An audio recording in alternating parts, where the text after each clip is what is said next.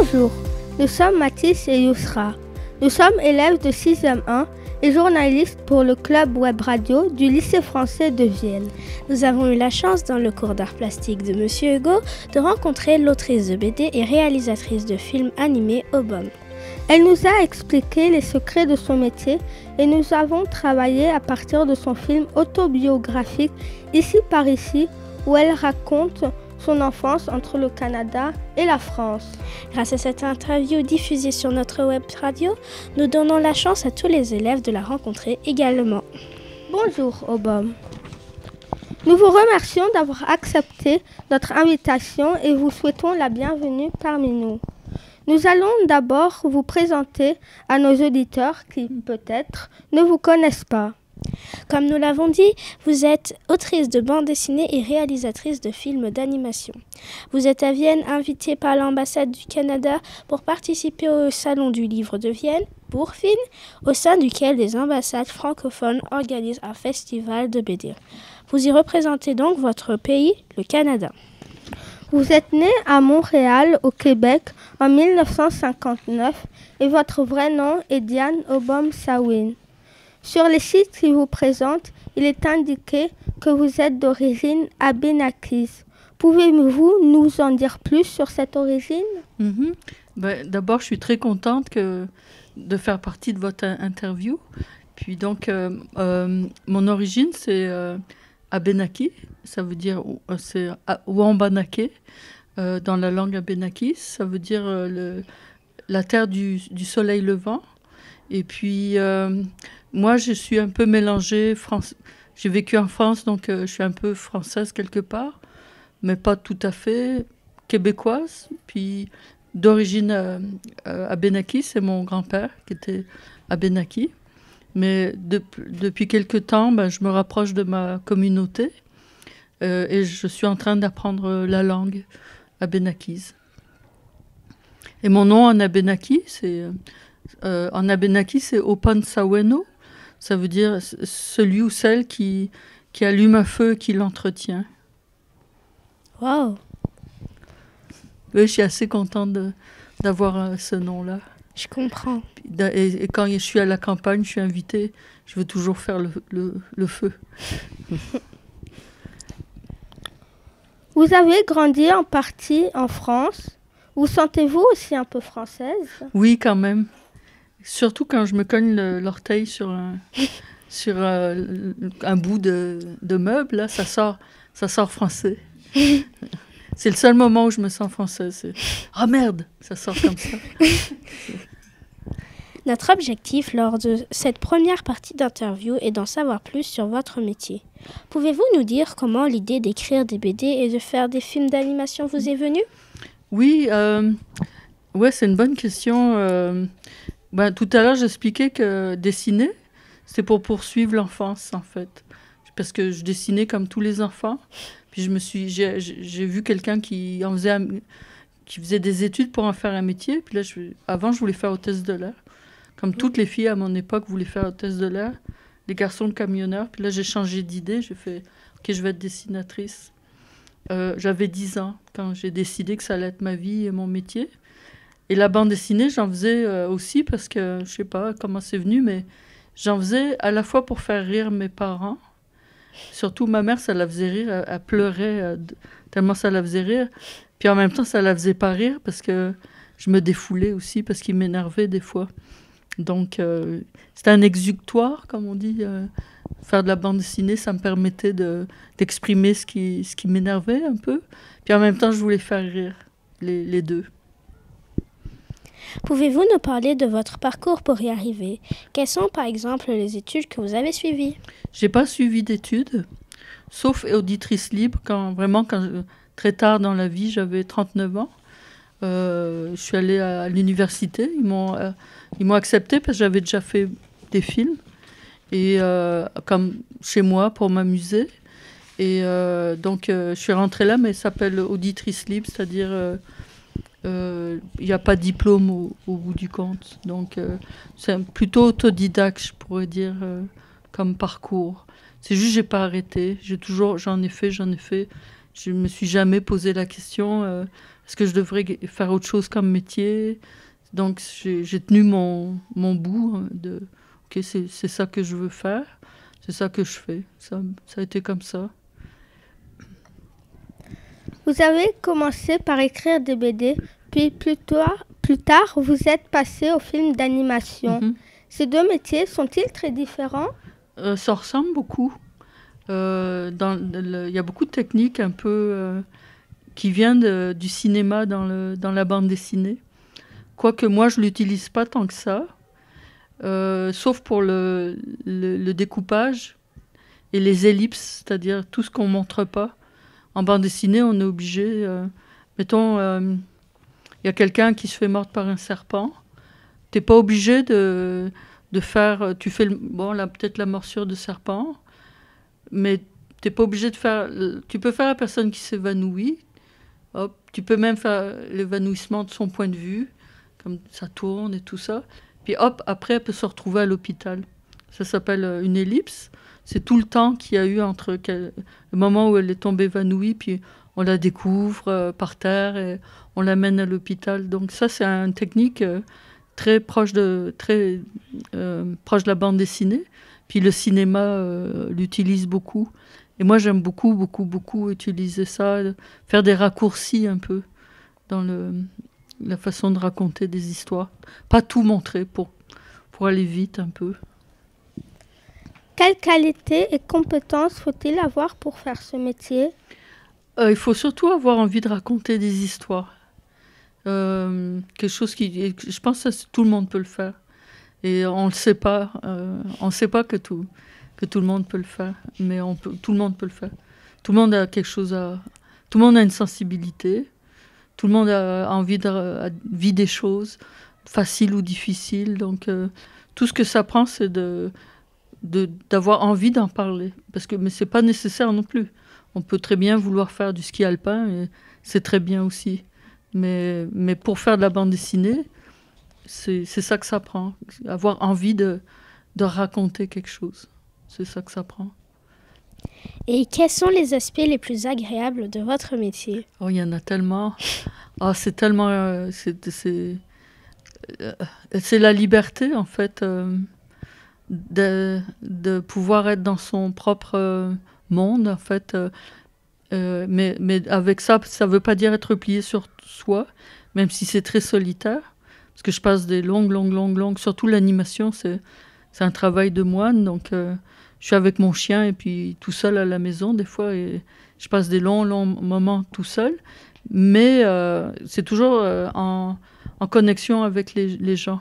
J'ai toujours comme l'impression de communiquer avec quelqu'un. Mais je ne me rappelle plus de ta question en fait. J'avais demandé quels sont les aspects les plus agréables. Ah, c'est la liberté. C'est vraiment ça. Pas avoir de patron, pas être dans une logique de performance, de plaire, de s'adapter, d'être juste dans sa poésie, dans sa vérité. Enfin, je sais pas. Il y en a tellement. D'être dans la fantaisie, en fait, c'est ça. T'es comme enveloppé d'une lumière. C'est comme toujours être au soleil, faire ce métier-là. C'est comme être réchauffé. T'es toujours... c'est très agréable. Et y a-t-il eu des moments difficiles dans votre métier? Oui. Ce qui peut être difficile, c'est pas avoir d'argent. C'est la seule chose qui peut être difficile. Mais, et encore là, c'est surmontable parce qu'on... on finit par ça, on est comme habitué, ça fait partie de la game du jeu. Tu le sais d'avance, comme ok, tu peux pas vouloir faire ce métier-là, puis tout de suite vouloir une voiture électrique, un yacht, t'abandonnes ça au départ. Ça se peut après que t'en aies un, tant mieux, enfin c'est pas grave en fait. T'es prêt à pas vouloir beaucoup dans la vie, mais tu es comblé par ça. Par contre, ce qui peut être difficile, c'est d'en avoir vraiment pas assez, comme Là, parce qu'il faut plus que juste manger et s'habiller et se loger. Il faut plus que ça. Et c'est un peu difficile de ne pas avoir ce plus. Ce plus, ça veut dire ah, j'aimerais ça au cinéma, tu peux pas y aller. Ça c'est embêtant. Il faut toujours un peu plus quand même. Alors ça, c'est la partie difficile. Avec notre professeur, nous avons vu le film Ici par ici, dans lequel vous racontez votre enfance. On y rencontre votre famille et on voyage avec vous entre la France et le Canada. Pourquoi était-ce important pour vous de parler de votre enfance et qu'avez-vous voulu partager avec le public? Pour moi, c'est vraiment important parce que, faut dire, ce film, c'est juste un aperçu. En fait, j'ai fait 14 écoles différentes. Il y a eu beaucoup de déplacements et j'avais l'impression d'être un morceau de puzzle un peu dans tous les sens. Tous les morceaux étaient là, mais j'avais peur de manquer des bouts. Puis à un moment donné, j'ai tout écrit. Même en fait, avant d'écrire, avant de m'endormir le soir, je faisais « Ah oui, là, on était là.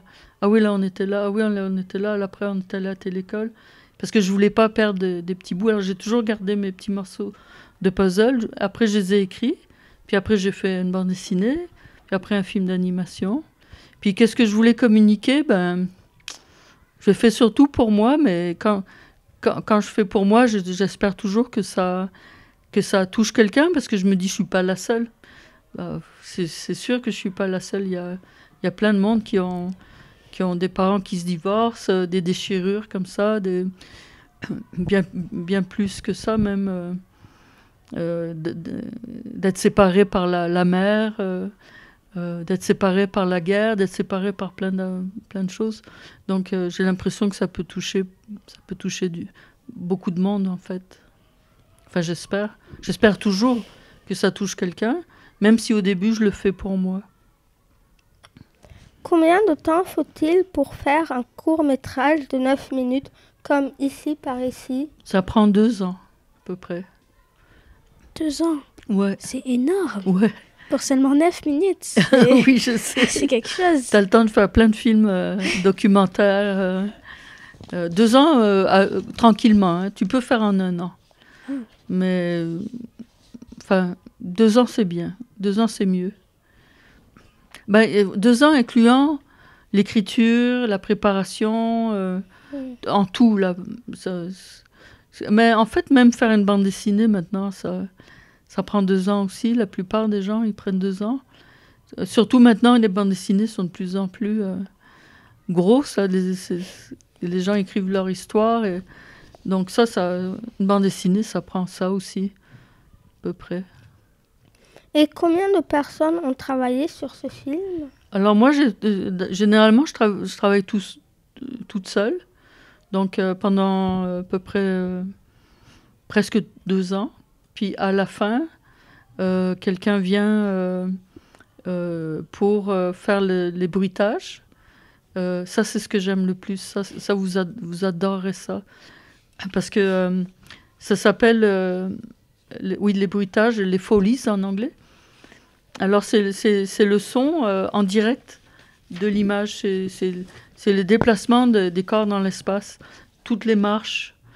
Comme dans Ici par ici, on a mis parce que c'était des petits oiseaux, alors c'était pas quelqu'un qui marche.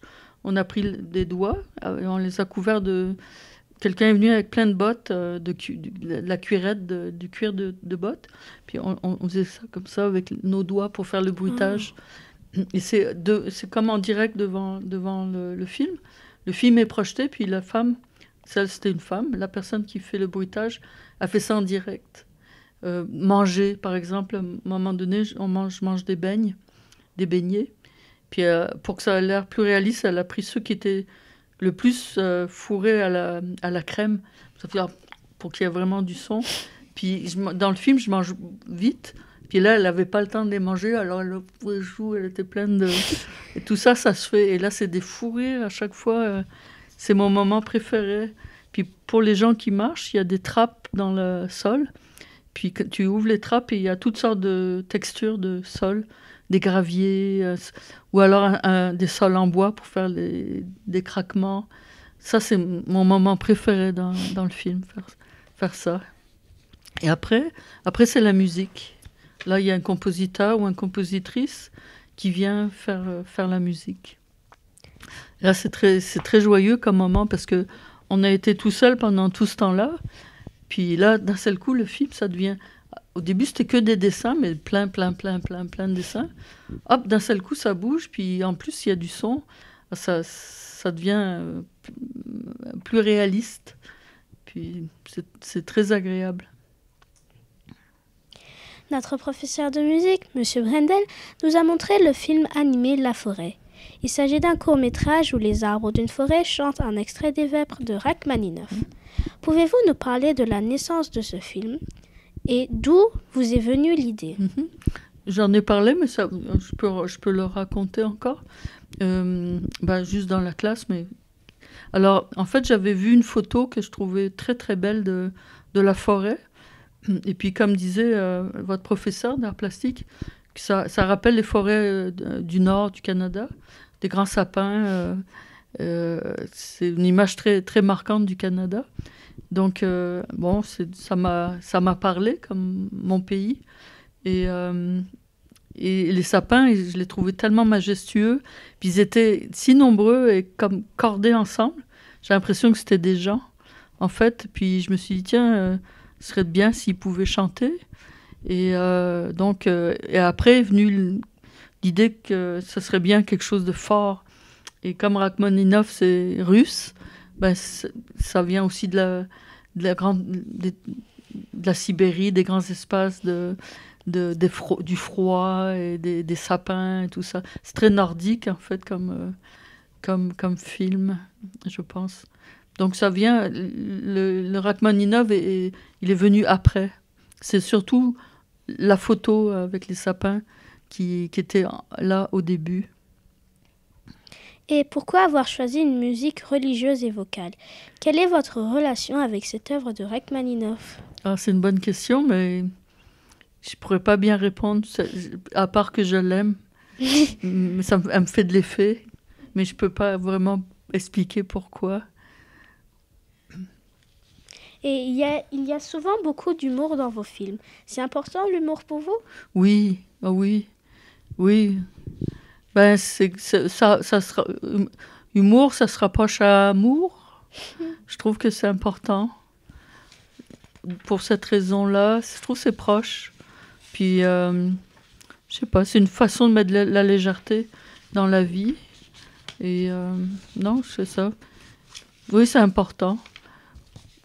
Mais ça se décide pas. Je sais pas si ça se décide ou pas. Mais ça s'entretient peut-être. Mais je peux pas dire, tiens, je vais faire un film avec de l'humour. Ça vient pas comme ça. En fait, je dis, tiens, je vais parler de telle chose. En fait, je me dis jamais, je vais faire un film drôle. Je serais pas drôle si je faisais ça. À tous les coups, je manquerais mon coup. Mais si je dis, tiens, je veux parler de ça... Puis, au fur et à mesure que j'en parle, j'ai envie de rigoler un peu là-dessus, puis, ou badiner un peu, tout ça, mais ça vient pas en premier. Merci Obom d'avoir répondu à nos questions. Avant de passer la parole à nos camarades Lucie et Océane, qui vont continuer la discussion avec vous, nous voulons rappeler à nos auditeurs qui peuvent aussi voir quelques-uns de vos films sur YouTube et sur le site de l'Office national du film du Canada. Nous recommandons en particulier les 2 épisodes de The Understanding the Law, The Code et The Worm qui sont hilarants. Au CDI, vous retrouverez aussi 3 BD d'Obom, Caspar, Plus tard et J'aime les filles. Merci Obom. Merci à vous deux, vous êtes tellement charmants et mignons et adorables. Merci beaucoup. J'ai aimé vos questions beaucoup. Merci. Nous passons la parole à Océane et Lucie.